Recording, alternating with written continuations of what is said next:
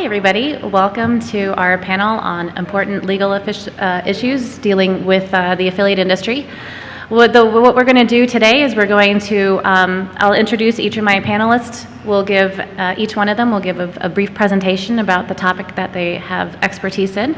We'll do a bit of a moderated discussion, and then we'll proceed with Q&A. So just introducing the panelists. We have, to my left, we have Gary Kibel, who is a partner with Davis & Gilbert, LLP. Then we have Sam Engel, who is a marketing manager with BrandVerity. And we also have Jerry Lynn Becker, who is the president of the California Wine Club. So here are the topics that we will be discussing. Affiliate nexus tax will be up first, online disclosures in interactive marketing, trademark protection, and getting it done. And so with that, I present Gary. Okay, thanks very much, Carolyn. So as Carolyn mentioned, I'm an attorney from a law firm in New York and do a lot of work in the advertising, marketing, and digital media space. So a lot of things in the affiliate space are very much near and dear to my heart. So we're going to talk about two things, the affiliate nexus tax and also in general about online disclosures. So starting with the affiliate nexus tax, we should really start very quickly at the beginning. You know, what is it? Make sure we have no misconceptions. The tax it's a sales tax. This is debate over sales tax. When you buy an item, you pay tax. So going back many decades ago, it was very simple. If you walked into a physical store in a state, they would collect sales tax, and they would remit that tax back to their state. Well, in the 1980s, there were some lawsuits over how to deal with the mail order catalog business, because they would send in catalogs through the mail. People would call up and order products. The products were delivered. The company was never physically present in the state. And the issue arose, should they have to collect sales tax? They're really doing nothing no different than a brick and mortar store, but they're not contributing tax. So the Supreme Court weighed in on the issue, and then decades later, along comes the internet, which makes the issue even more complex. How do you deal with an out-of-state reseller who has a website selling lots of products into your state and may actually have some people, some affiliates, physically located in your state? So let's think about the retailer who's located in Washington State. They have no physical location in California, but they have affiliates located in California who are running the affiliate program. The states have started to think we need to find a way to collect sales tax. And what we're going to say is the presence of that affiliate sitting in California is going to be deemed to be a presence for that company in Washington. Even though that affiliate is not an employee, they've just signed up through an affiliate program, signed up through a network. They may not even have a direct relationship with the marketer, but they're going to deem the company to be physically present in California. So of course this is a big debate and makes it very challenging because the internet industry does not want taxes to burden it. The brick and mortar industry feels that it's unfair, that the online industry is not collecting these sales taxes. And we're in the United States, we have 50 states. So if each state does something different, it's very complex. So what happened was Illinois is one of the first to put in place a law. And your trade association, the Performance Marketing Association, sued the Illinois Department of Revenue saying that this law was unconstitutional in Illinois. And they won. Illinois had challenged the ruling, but it went up to the Supreme Court in Illinois, and the PMA won. Illinois has since come back with a revised law that would pass judicial review. But this has happened in other states too, and it happened in my home state in New York. New York passed a law, and there everyone was affectionately calling it the Amazon tax. And Amazon and Overstock sued, and they lost in court. Now you see how states are different sometimes. In Illinois you win, in New York you lose. So what happens when you have this disconnect between states? We try to go to the Supreme Court of the United States to try to resolve this. So it was appealed to the Supreme Court of the United States, say you have a big disconnect here. You need to interpret what your ruling from decades ago means today in the internet age. And the Supreme Court refused to hear the case, which means they let the lower court ruling stand. So New York's law stood in place. So what's happened is many states have passed laws. We now have well more than a dozen states that have passed some form of affiliate nexus tax law, trying to find a way to bind out-of-state retailers to their present state based on the physical presence of an affiliate. Some of the common elements of these laws are the way in which they define marketing activities. Does it trigger the law if all you have is some Google AdWords? Or does it trigger the law if all you have is some banner ads? Generally, these laws require more active solicitation, more activity on the part of the affiliate, sending out emails, running promotions.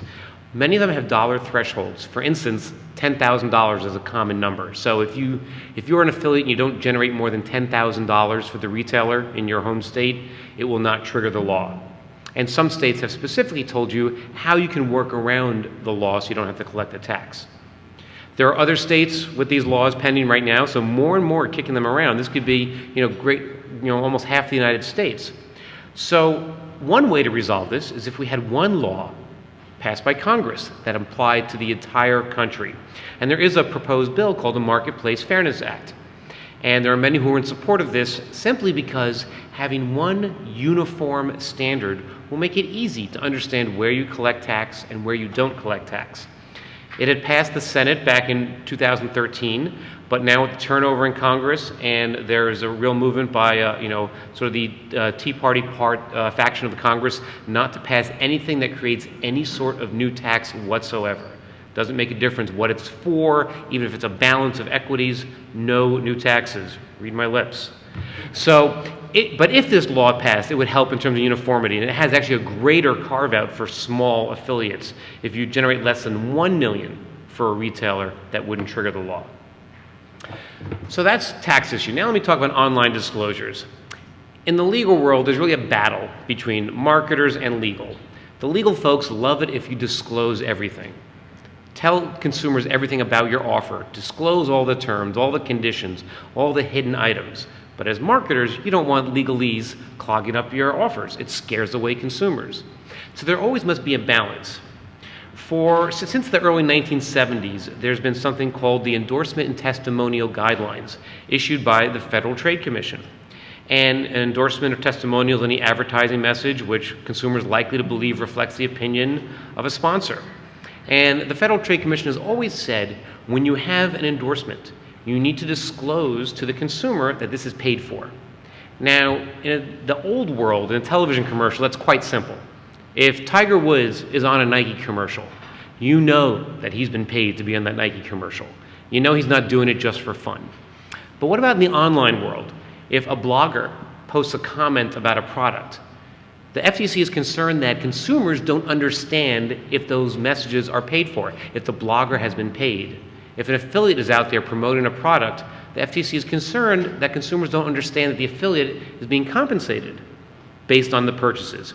So the FTC got very involved in this area and said that bloggers, word-of-mouth marketers, celebrities, employees of companies have a duty to disclose online when they have a connection to the marketer. Let me give you one example here of someone who didn't do it too well on Twitter. Curtis Jackson, better known as 50 Cent, tweeted back in January of 2011, and surprisingly he was tweeting about the stock market. And he posted this tweet. He said, HNHI is the stock symbol for TVG. They're launching 15 different products. They are no joke. Get it now. But the one thing that Mr. Cent did not disclose when he posted this is that he owned 7.5 million shares in the company and had warrants for 22.5 million more. Now, that makes a big difference. And actually, believe it or not, the stock actually went up when he posted this. And right away, he gets calls from his lawyers and publicists and agents, and they say, Fiddy, you got to fix this. You're going to have some real problems. So he posted a follow-up tweet, which I absolutely love. He said, my own HNHI stock thoughts on it are my opinion. Talk to a financial advisor about it. HNHI is the right investment for me. It may or may not be the right investment for you. Now, surprisingly, he didn't have any liability there. But the issue is, you need to disclose when there's something that the consumer should understand to properly evaluate your message. All he had to do in that original tweet, the original tweet was fine if he wrote at the end, I own stock. All he had to do is disclose. Another example here was a recent dispute over a Pinterest board that Nutrisystem was running, and women were posting pictures about how successful they were on the weight loss program. And someone brought a claim saying, these are not typical results. And the Pinterest board was entitled Real Consumers, Real Success. And one of the competitors of Nutrisystem said, this is deceptive. Because even though consumers are posting these pictures, Nutrisystem should take it on itself to tell consumers that these images may not be typical results, and results may vary and all those typical types of disclosures. Even though it's user-generated content, the obligation is on that marketer making that disclosure. So how do you make a disclosure in social media, especially on Twitter, when you have limited real estate and limited characters? You can use hashtags, and the Federal Trade Commission and industry groups have promoted paid ad or ad. The Word of Mouth Marketing Association, which is very into to this space, has encouraged SPAWN for sponsorships and SAMP for samples. So if you send a blogger a free product because you want them to tweet about your product, you should tell them to make a disclosure online, because, like in the Nutrisystem example, it's the marketer who might be liable for what that blogger or affiliate does online. This last example I'll give you is really one that threw a lot of us in the legal industry for a loop. Cole Haan had done a sweepstakes on Pinterest and encouraged people to post photos, tag it with the hashtag Wandering Soul, and they would give someone $1,000 for the best picture. And the FTC wrote them a letter and said, "We think this violates the law." They said, "Because we believe participants' pins featuring Cole Haan products were endorsements of the Cole Haan products, and the fact that the pins were incentivized by the opportunity to win a $1,000 shopping spree would not be reasonably expected by the consumer." Meaning that Cole Haan should have said, post your pictures and use a hashtag that says maybe Wandering Soul Prize, Wandering Soul Contest. That actually was not part of the original hashtag. Again, making those disclosures. You also have to worry about the right of publicity. When you use someone's image online for marketing purpose, you need to have their permission. If you recognize that photo, that's the photo from 2013 when the Boston Red Sox won the World Series. And when they had their White House ceremony, David Ortiz just spur of the moment, took out his phone, took a selfie with the president, and posted it online. But what he didn't disclose is that David Ortiz is a paid social media spokesperson for Samsung, and he took the picture with his Samsung phone. And then Samsung started to share the tweet all over the place. Again, you need to make a disclosure when you're being paid or for some sort of endorsement. Last one from the online world. Catherine Hagel recently sued Dwayne Reed, which is a big drugstore part of Walgreens in New York, for $6 million because her image had been posted online. What happened was a paparazzi took a picture of her coming out of the store, and then Dwayne Reed posted it online and said, @Katie Hagel, can't resist shopping at New York City's favorite drugstore. Well, she didn't consent to be in this advertisement, which is what a tweet such as that is, and so she sued for $6 million. Native advertising, for those of you familiar with the online world, is really one of the biggest and hottest issues right now. Forgive me for going quickly because I want to save time.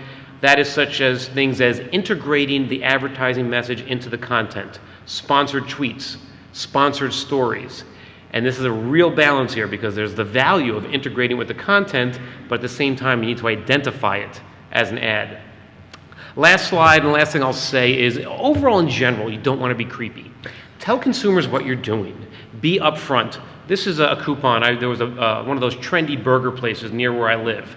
And I went into this burger place the only time I've ever been there, and I bought the burger. And go home. A couple of months later, I get this coupon in the mail, and it came on the month of my birthday. And I was shocked because I didn't sign up for any offer. I didn't give them any information. So how did this burger place know that that was the month of my birth? Well, the reason is when I paid, I swiped my credit card. And they grab the information from the credit card and then work with companies to match up the data and figure out when my birthday is and send me a coupon. And, I'm an advertising lawyer or a privacy lawyer. I didn't consent to this. I was quite offended. I went back and got my free burger, of course. I'm not dumb. But the point is, if you're going to do something, don't freak out consumers. Disclosures do not have to be legalese. They just need to be plain English and tell people what you're doing, and that is always a good out for you. All right, with that, I'm going to pass it over to Sam.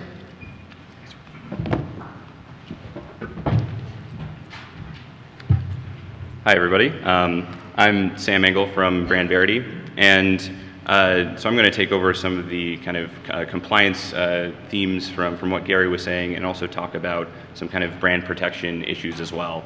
And so for a quick kind of background on what we do at BrandVerity, we're we provide the compliance tools to companies in the industry. Brands, agencies, networks use our tools to monitor and enforce compliance. One of our products monitors paid search, so looking for trademark issues on Google and other search engines. And we've recently launched a tool that monitors website content, looking for things like appropriate disclosures or off-brand content on affiliate sites. And kind of the goal that we have in that role in the industry is really to elevate it and ensure that there's more of this trust and kind of transparency between publishers, networks, and the advertisers they work with. And so by monitoring a lot of these brands and getting a lot of visibility in these hundreds of brands that we monitor, we kind of have some insight into what their processes look like and what that kind of might mean for your own case. So one of the kind of core principles that we follow with that is this idea of affiliates being an extension of your brand.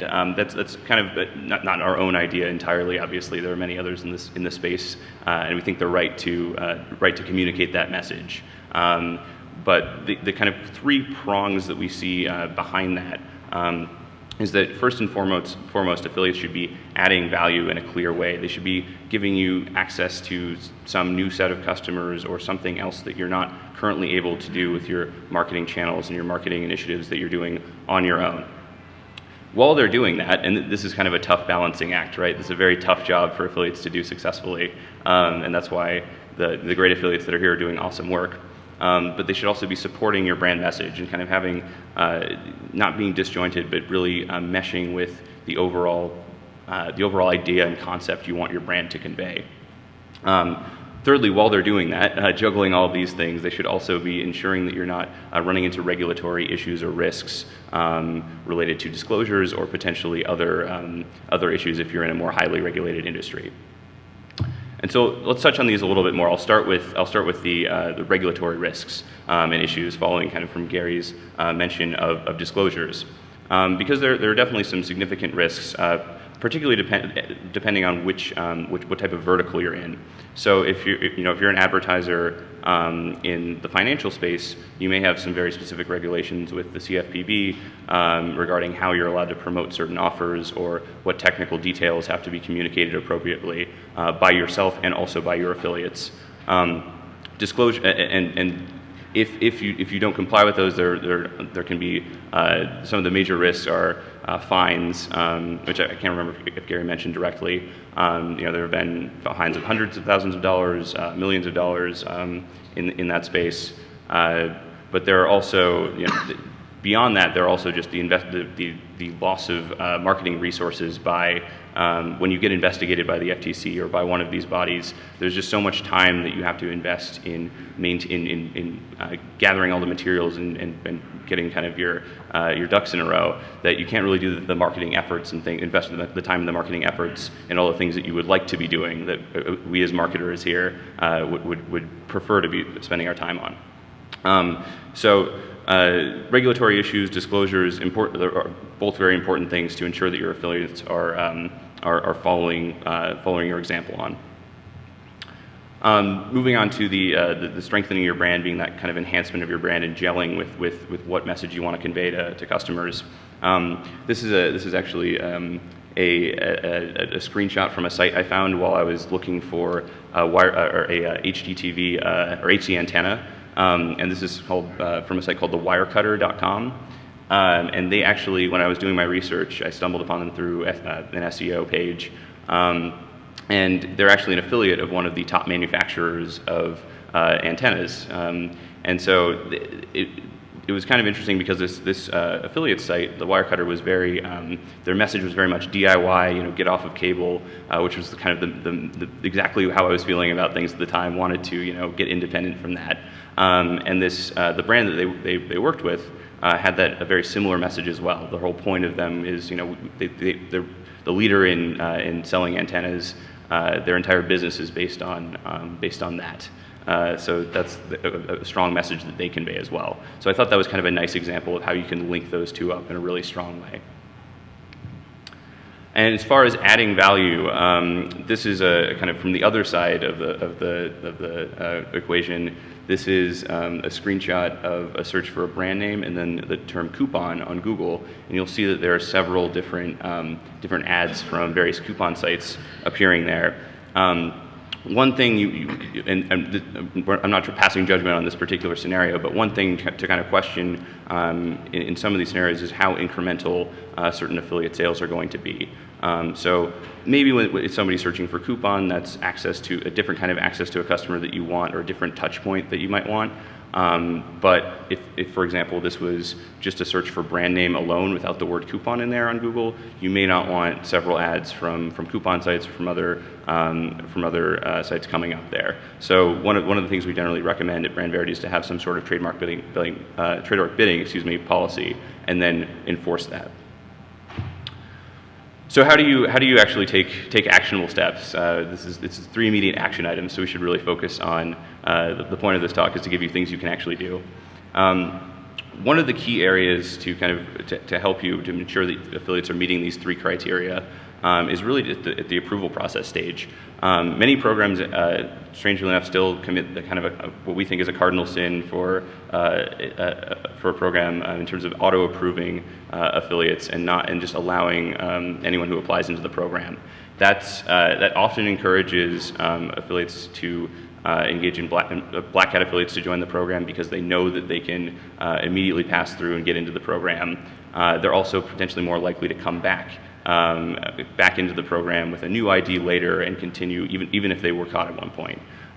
So at really any reasonable cost, try to avoid doing that. That's kind of step 1. And then as you're reviewing affiliate applications as they come in, really try to build kind of a strong picture in your head for how you expect that affiliate to add, to represent your brand, but also how you expect them to drive traffic for you, to drive sales. What are the kind of the click stream of events that's going to happen for customer A to get to the affiliate site and then be motivated by that affiliate site to come over to your site, make a purchase, and then rinse and repeat and do that many times. So that's it. The more kind of just add more questions you kind of ask yourself to build a clear idea of that, the better. So after that stage, it doesn't end. There's certainly more beyond that of what you want to do after approving an affiliate. Things can change. Some of the kind of general process or the general guideline that we suggest is, since there are all these kind of regulatory issues circulating right now and coming up, now might be a great time to develop a set of standards that you can communicate to your affiliates and set up. Might also be a good time to, coupled with that, have a set of brand standards and guidelines that you want to package together. And so once you have that, create a process that you think is reasonable and repeatable that you can use to enforce that, and then follow that. So what's an actual example? Going back to the actionability kind of side of things, you certainly want to have an actual process that you can use.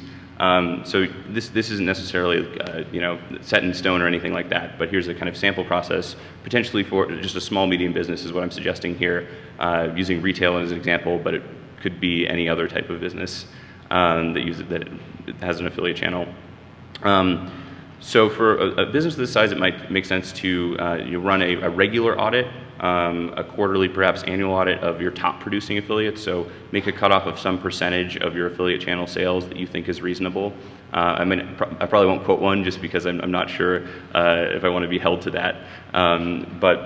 And do audit those affiliate sites at regular intervals, looking for compliance issues, regulatory compliance issues, but also kind of brand standards types of things. On top of that, you could couple with that process searches for your brand name and variations thereof. Typically, we actually suggest doing that on AOL, which most of you probably aren't using for the majority of your searches on a day-to-day basis.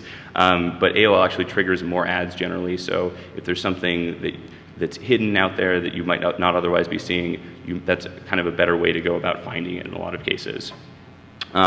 Another signal of potential concern is suspicious conversion rates. So something really high might be trademark poaching or affiliate hijacking. Something really low might be cookie stuffing, both reasons for concern. And then for social media, one thing you can do, one great feature of Twitter is that it's very searchable. And so you could search for affiliate activity surrounding your brand name and then add in whatever affiliate linking structure you have into the search field. And so that's a great way to kind of see what affiliates are actually posting on Twitter about your brand. Twitter's very good for this. And finally, we also recommend doing random audits within this structure to support kind of, if affiliates get used to a regular interval, you may find that in between those intervals, things go out of compliance. So let's move to a more highly regulated industry, for example, a bank or something that has a bit more kind of regulatory issues to deal with. Generally, what we find with the clients that we work with in this space is that they'll do a weekly review, a weekly audit of all the affiliates' websites. And for this reason, they often have lower kind of volumes or lower total numbers of affiliates in the program. They'll also actually often, or they tend to trigger a review every time an offer changes. So coupled with that, they're not only reviewing every week, but any time they change the promotion, particularly in the finance industry, they'll look and see if affiliates have responded to that and made updates. A monthly search for brand name, because certain advertising on Google, affiliates may be advertising on the search engines and may be doing so in ways that also potentially expose regulatory risk. So we recommend kind of a more frequent approach there. And then a more robust process as far as social media, including more channels, Twitter, Facebook, and Pinterest and beyond. So finally, enforcement. What do you actually do when you find something by doing this monitoring and looking into these things? These are kind of some benchmarks that we find from what our clients tend to do. Affiliate hijacking, which is anytime an affiliate places an ad that looks like the advertiser's own ad on Google or some other search engine, and then goes through their affiliate link and onto the advertiser's website, that's generally grounds for immediate removal from the program.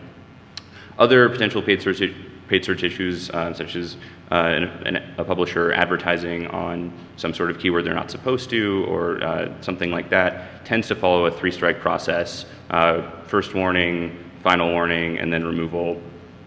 And then when it comes to content issues, inappropriate off-brand content, that really runs a gamut of, it could be a very small issue, but if it's something egregious, that may warrant more than just a conversation. That may you may decide that that's really not somebody you want to work with or partner with anymore.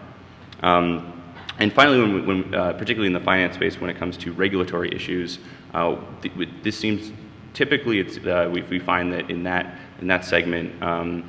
There's a bit more willingness on the part of the advertisers and networks to kind of handhold with the publisher, and because it's not as though the publisher's trying to do something dubious or questionable. If they have inaccurate if they have the wrong APR for a credit card offer or something like that, it's often just an honest mistake. So sometimes generally they'll propose a fix. Sometimes they'll even disable the affiliate link briefly, just so there isn't a financial relationship during the time of that offer detail being inaccurate. And now I'm going to hand it off to Jarrett. Thanks, Sam. This is a snapshot of our company, the California Wine Club, and we're a small business. We're a small merchant, probably like a lot of you here. And probably like a lot of you here, you may be feeling a little overwhelmed by what you just heard. So I'm going to take everything that Gary and Sam just said and strip it right down and give you our secret, I guess, for how we manage our affiliate program and really what it's like. No disrespect, Trisha.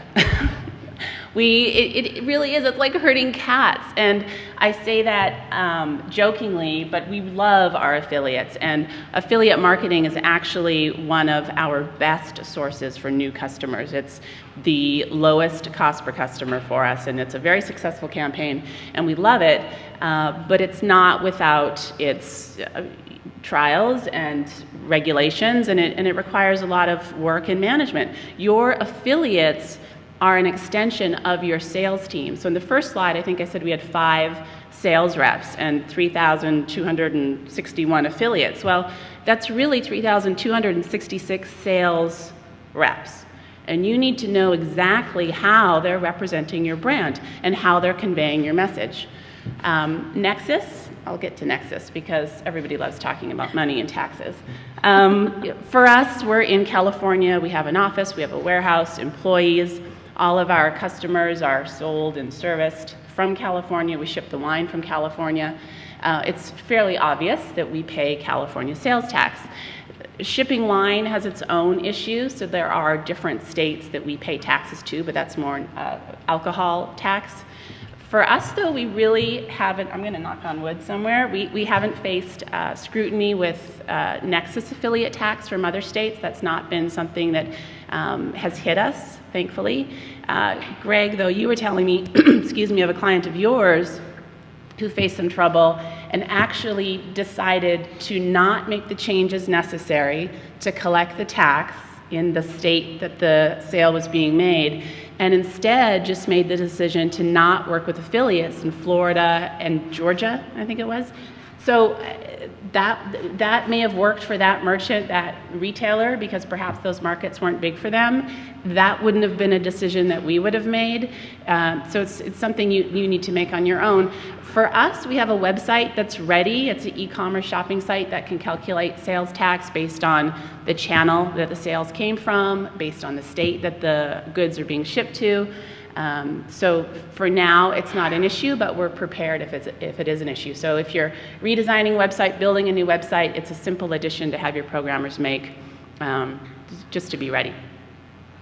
As far as FTC and staying FTC compliant, it goes back to the comment I made in the beginning about knowing and managing your affiliates. You need to ensure that they are staying compliant. And they're going to, what they need from you is the most basic, plain spoken instructions, and make sure they know how to stay compliant. Their language needs to be clear, must be specific, and easy for readers to understand. Conspicuous, right? The location of the disclosure, it needs to be placed near the endorsement or the review.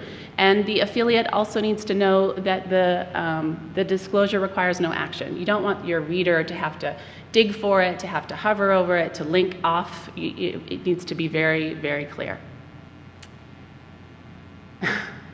This is probably our biggest issue, and it's trademark protection.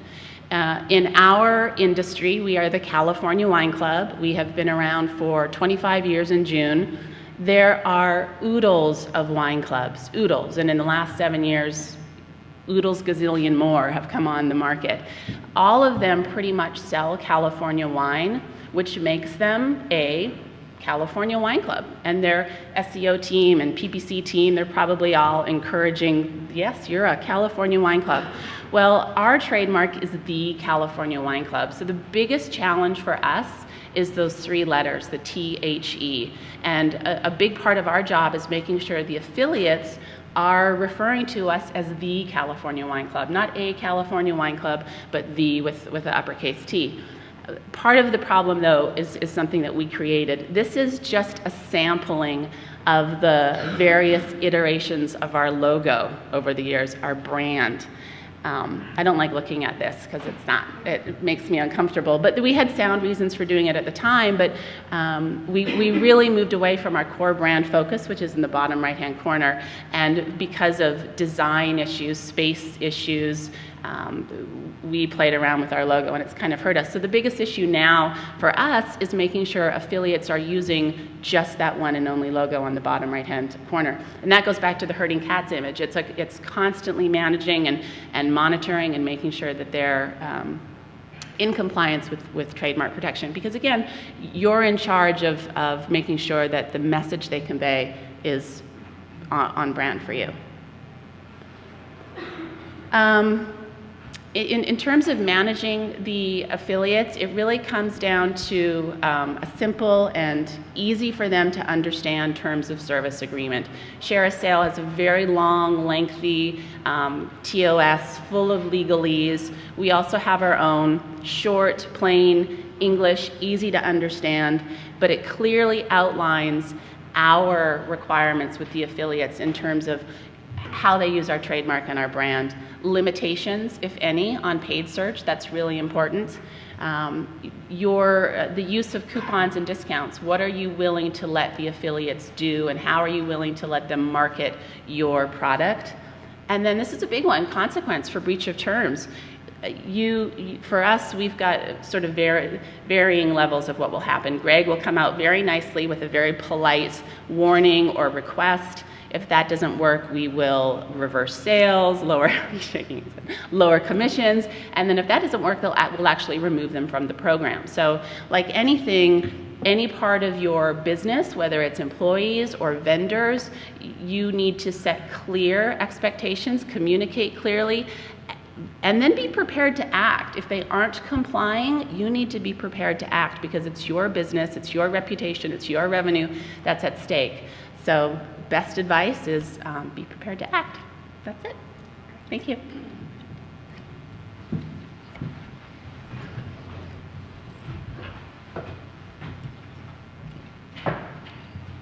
All right, thanks, guys.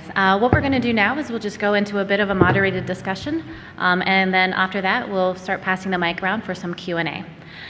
So the first question I'd like to ask, and this is probably mostly for Gary and Sam, how seriously, really, should retailers be taking these three issues that we've just discussed regarding nexus tax laws, disclosures, trademark and brand protection? What do you mean? Gary, why don't you start actually with kind of some of the concerns and issues that might crop up, and I'll discuss kind of the prioritization of that a bit. Sure. So, I mean, liability can come from so many different sources. Obviously, we focused a lot on government regulators. You know, if a government regulator comes knocking at your door and has an issue, as Sam mentioned, it's a very costly, time-consuming process to deal with. They're not like a typical litigator that might get tired and go away. They have endless resources. So if they think you've done something wrong, they will not go away until they have the matter resolved. It's very time-consuming and expensive. Depending on the type of violation, the fines themselves may or may not be very significant, but the time drain and the legal costs, sorry to my brethren, but it can be very, very expensive. Another risk is class action lawsuits. Especially in this area of disclosures when you're deceptive. Class action lawsuits are tremendously expensive. And the difference than the regulators when they investigate you, the class action lawyers just want money. And so they will end it quickly if you pay a lot of money. If you don't, then they will keep going if they see that there's money there. And then also you can just have conflicts and liability with other parties. As Jerry was mentioning, having a problem with an affiliate. You can have an affiliate that's causing a problem in your program. You can have disputes with them over payments that are due. They could be hurting your brand. So there's no shortage of risks and problems out there that if you don't address these issues properly. And exactly, and in terms of prioritizing it, one of the things, as I was kind of alluding to when I was speaking, this is a great opportunity now to take this as kind of an impetus to look a bit more holistically at these kind of three core values that affiliates should bring to you. Add kind of financial clear value or access to customers, things of that nature. Comply with risks or comply with regulations and reduce your risk, and also support your brand in the way that you want. So if this is the impetus to look at that a bit more closely and kind of to pull those things together into a cohesive strategy, that's a great reason to make it a priority. All right, Jerry, this question is for you, but how challenging? There's so many changes that happen, and there's so many details associated with all of those changes. What are some ways that a retailer can stay abreast of all the new developments? Hire someone else to do it? Can I say that? But seriously, you have a business to run, and the affiliate program is one part of it. And if you can, I highly recommend hiring an OPM or an affiliate manager. We have one now. We have a great one, Greg Hoffman. Thank you. But prior to Greg coming into our lives, we managed it ourselves. And thought, well, this is pretty easy. Approve, disapprove. All right, they're sending us sales. this is great. But it was a very passive way to manage a program, and also we were leaving a lot of sales on the table, because having someone actively there engaging with your affiliates, managing all of the legal issues and staying on top of the industry, it just gives you time to focus on what you do best. Great. And so this is really for all three of you, but what are some tips and tools that you can use to try and get all this done?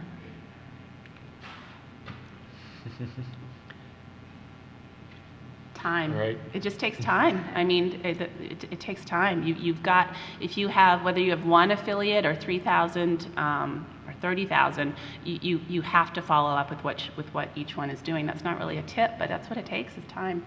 I think it's also a combination of what you just spoke about earlier about staying informed. You know, and it's having the right information and having the right people execute on it. You know, if you assign a task to somebody, it's got to be something that they understand. And if it's something you don't understand, then you need to get the right subject matter experts to help you understand.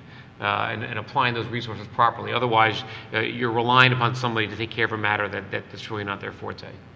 All right. And also just find ways to be reasonable in your process. You don't have to look at every letter of every page that every affiliate's ever posted. Find ways to, for one example, looking at top producing affiliates, make a cutoff at what percentage you think is enough to percentage of sales that they generate is enough to make a cutoff at, and then look at all of those and kind of have heuristics in place to support that, because it's not, you know, you can't spend half your time or all of your time just looking at compliance, because it's cart before the horse. Yeah, and Sam makes a good point there about process. In dealing with regulators, when you get an investigation, they love to know that you had a process beforehand. Because if something bad has happened, depending on the regulator, they will say, look, there's not strict liability. We don't expect you to be perfect in your business, but we expect that you have put in place some reasonable process to prevent bad things from happening. And if a regulator comes and investigates what you've been doing because something bad has happened and there was no process, then they will hold you responsible. But if you show them, say, look, we had an orderly process to try and resolve these issues. We kicked out bad affiliates on a regular basis. There was one thing that got through, but we had a sound process that 9 times out of 10 works. That sometimes can get you out of the investigation. All right, so here's another process question for you guys. I also manage programs as well, and one of the challenges for us is whenever we find a trademark bidder and we send off a warning, oftentimes we don't hear back. What are some ways that you can deal with unresponsive violators? The affiliate who's unresponsive? Well, it goes back again to, hopefully you have this laid out in your terms of service agreement, but you start by reversing the sale. You can lower their commission, and if they're still not responding, then you completely remove them from the program. Sam, do you have any suggestions on what the preference would be? I think that's a pretty solid answer. I'm trying to think of anything I might have to add. Reversing the commission, you may. It's often kind of frowned upon to lower commissions without warning. That can be. You definitely don't want to zero them, but you may do something there to just see if you can get a response. Not necessarily we've permanently changed it, but just as a way to get attention. But I think essentially kind of going through a warning system of warnings, and then ultimately kicking them out if they haven't dealt with that appropriately is reasonable. One of the challenges that we've seen occur in the past is when an affiliate is bidding on a trademark term and then appropriate action is taken by that retailer, that there is a threat that the affiliate could redirect that traffic to a competitor. What would we do in that sort of situation? Right. I guess we could hire Gary. Oh, sorry. I'm just kidding. No, go ahead. So the idea is that it would, instead of the ad going to their affiliates page and supporting you, it would go over to competitor site. We don't tend to find that too commonly, but if they were doing it in such a way that for example, if they use your trademark in the ad, but actually just redirected it over to a competitor, one thing you could do is submit a trademark violation notice to the search engine, and that ad should be taken down. If they're not using your trademark, you can't go about that as directly, but what might you do? Filing a complaint maybe with, if it was Share a Sale or CJ. Your affiliates also represent a powerful voice for you, and if you are in the network, doing stuff like that isn't going to guarantee a long, successful history for that particular affiliate. So not surprised that you haven't really heard of that happening, but it would be death to them, I'm sure. Yeah. Excellent. All right, so moving on to my next question. How do you, in terms of sharing information with other retailers, every single program that's out there tends to have the bad affiliates. How open and receptive are retailers to sharing that type of information with other retailers? You want to answer it? And are there any legal consequences associated with that? So in my experience, generally, retailers are a bit hesitant to share lots of details about those types of things directly with one another. To support that, we actually have a kind of a known database of affiliates who are known as Black Hat and have done things like hijacking repeatedly over time. So that's one thing. But I think the reason that we kind of initially developed that is actually because this isn't something that typically gets discussed from retailer to retailer. There's kind of a competitive aspect to wanting to ensure that you have, your affiliates that are good. We want the competitor to take the bad affiliate. I would agree, but Greg, correct me if I'm wrong. I think from what I've seen, the affiliate managers and the OPMs, you all share information quite freely. And if there is a bad affiliate in the network, then you talk about that, correct? Well, I'm not going to say either way. Yeah. Are you going to say either way? Privately. Yeah. Privately. Yeah, I mean, on the legal side, you do want to be just careful. I mean, if someone's objectively a bad affiliate, you're sharing that information, that's not going to be a problem. But if you're, sort of a larger group, maybe you're on like an industry listserv or something like that, and you're being a little bit more subjective about whether someone's bad or not, you want to be careful because, there are antitrust laws. Mm-hmm. And, I'm on, some industry listservs that have hundreds and hundreds of people, and every once in a while someone will pop up and start talking about pricing or, a particular party. I don't think we should work with this person because they're bad in the industry. You got to be careful because there are antitrust rules about collective boycotts and price fixing. And, granted, what's the chance that a really, bad actor is going to bring that claim? But, if they're really not objectively a bad actor and they've got resources, they might bring that claim. So you do want to be careful. Great. All right, so the next portion of our panel is going to be Q&A, but before that, what I'd like to say is if you come up here at the end of the session and just hand us your business card, there's about 50 of you guys in this room. One of you is going to win a package of all of this, which includes a 3-month membership to the California Wine Club, an invigorating 30-minute discussion with Gary Kibel. Disclaimer. It's not legal advice, it's a 30-minute conversation. It could be about baseball if you'd like. 30-minute consultation with any digital marketing expert at All Inclusive Marketing, and culinary treats from Seattle and Vancouver and more. So be sure to come up and drop off your card. We'd love to meet you. So with that, what I'm going to do is I'm going to come around. If you have a question, please raise your hand. Otherwise, I will just pick on you.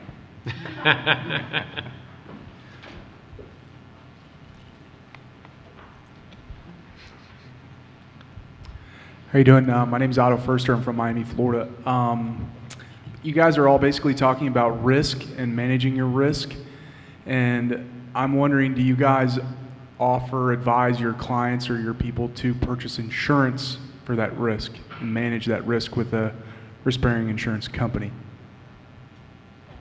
Sure. I mean, I can answer a little bit. I mean, there are certain insurances, that obviously you should have as an entity, director and officer's insurance, general commercial liability insurance. When it gets down to issues such as a deceptive advertising disclosure, for that you would need to buy very specific advertising policy insurance, which is a lot more expensive, and most folks do not have something like that. So for some of these types of risks, you may not have it. I mean, there is intellectual property insurance you can get as well, but some of those are just very costly, so people won't do it. So while you should definitely have, commercial general liability, the honest truth is a lot of companies in this space will not have insurance for these types of risks.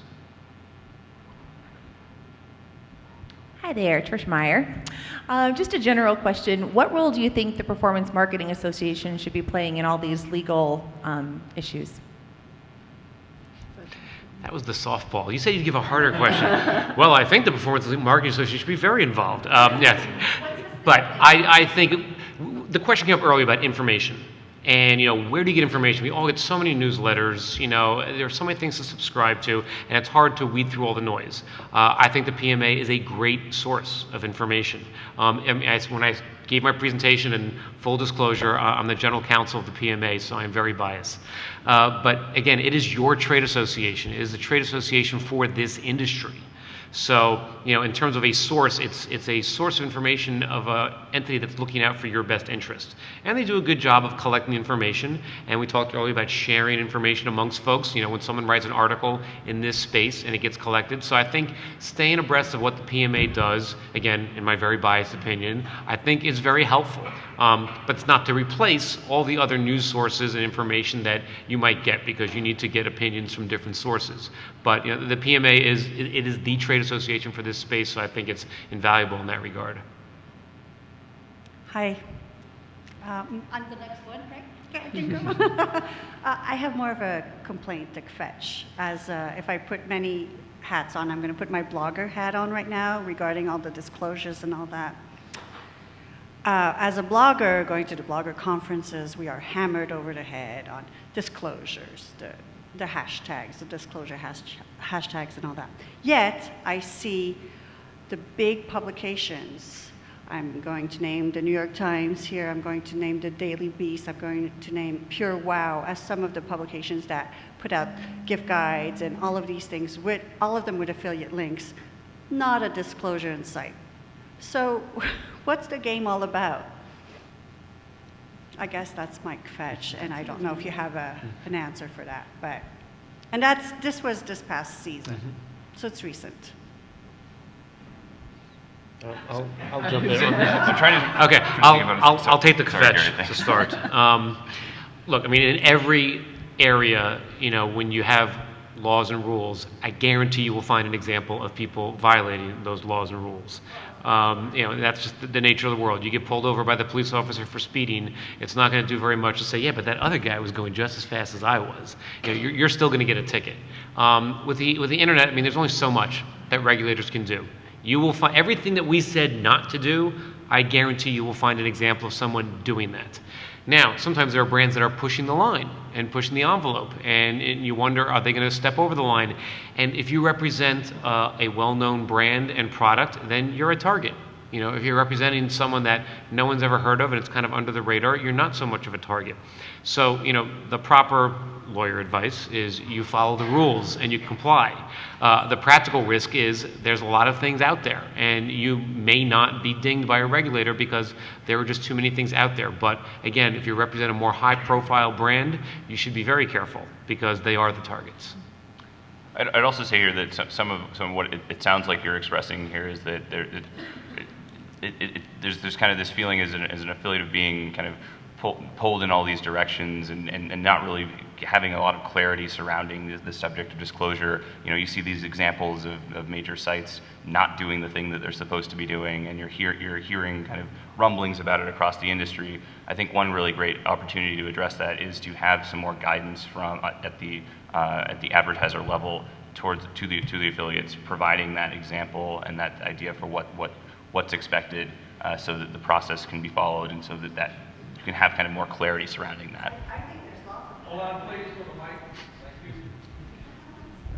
I think there's lots of clarity. It just seems that there's a double standard. Okay. So I guess I misunderstood, sorry, but.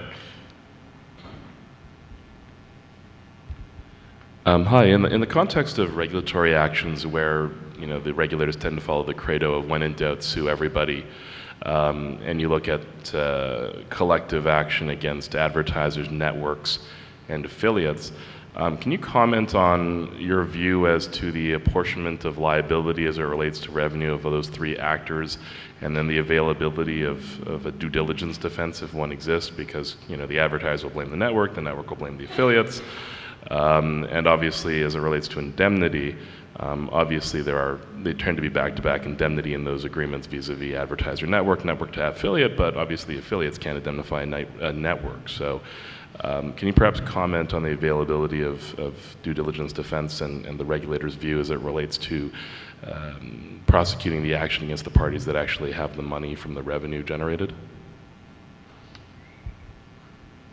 So the question is where the liability should lie and how that should be apportioned between various parties? And the availability of a due diligence defense.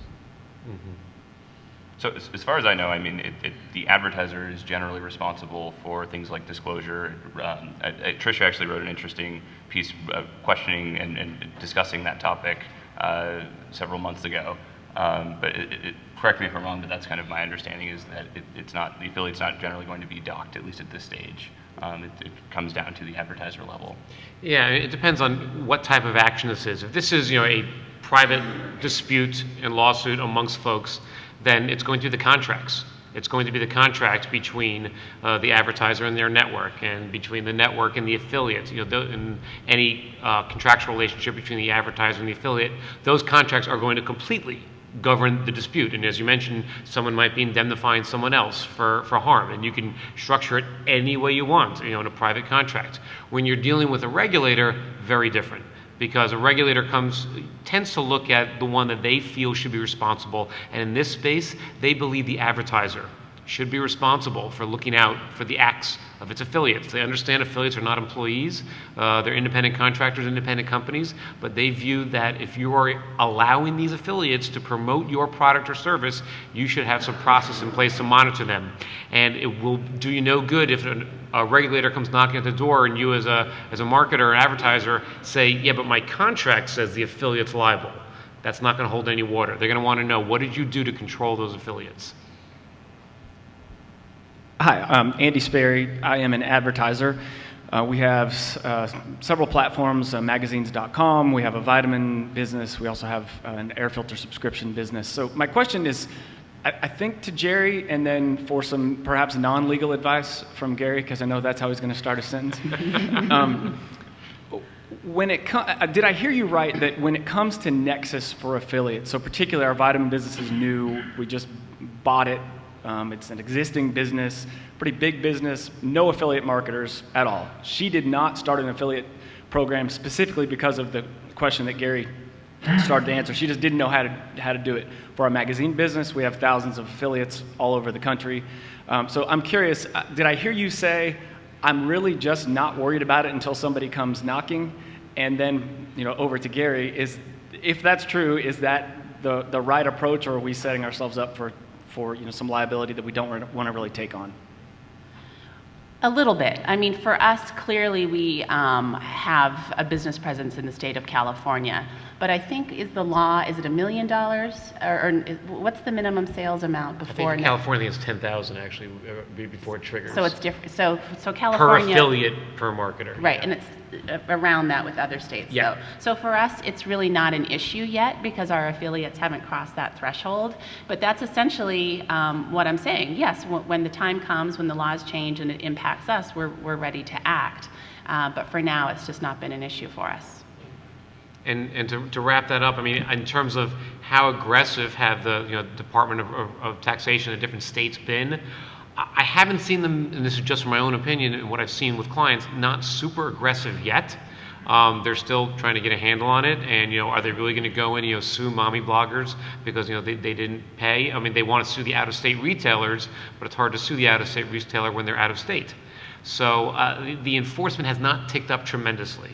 But who knows if it's coming? And again, if you're a larger marketer, and you have deeper pockets, you're more of a target. All right, guys, if there are no other questions, please feel free to come up and drop off your business card, and we will get in touch with whoever wins that amazing prize package. Thank you very much for attending.